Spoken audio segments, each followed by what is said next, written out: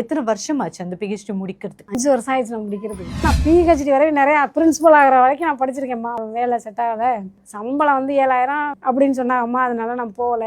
என்னையா உனக்கு 7000ம்மா, நான் கூட்டி பறக்கிற எனக்கு 7000, நீ அந்த வேலைக்கு அப்புறம் பேசாம நீ கடையிலே இரு, கோடு கடை தானே நீ இருந்துக்க அப்படின்னு. எந்த ஒரு பொழுதுபோக்கு என்டர்டைன்மெண்ட் இந்த வயசு பிள்ளைங்களுக்கு இருக்குமே, சினிமாக்கு போனோம், பார்க்கு போனோம், பீச் போனோம், ஹோட்டலுக்கு போனோம், சாப்பிட்டோம், என்ஜாய் பண்ணோம், அந்த மாதிரி எதுவுமே இல்லாம படிச்சு வந்திருக்கீங்க?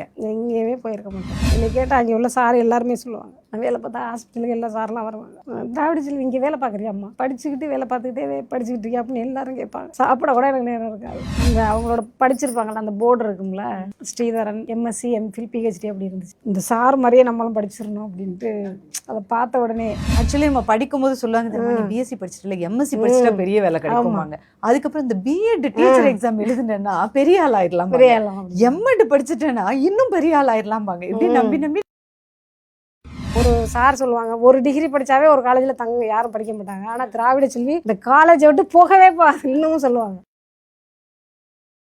எம்ஃபில் வரையும் படிச்சுட்டு ஒன்றும் பண்ண முடியல, இப்போ இதில் பிள்ளைய தூக்கிக்கிட்டு பிஹெச்டி படிக்கிறேன்னு தெரிஞ்சு அலைகிறாங்க. இப்போ ஹஸ்பண்டே சப்போர்ட் பண்ணாலும் சொந்த பந்தங்களுக்கு நம்ம பதில் சொல்ல முடியல. முனைவர் திராவிட செல்வியின் பட்டத்தை வாங்குறீங்க, அந்த டே எப்படி இருந்தது? டே வந்து பட்டம் கையில் வாங்கலே அழுது தான் வாங்கினேன்.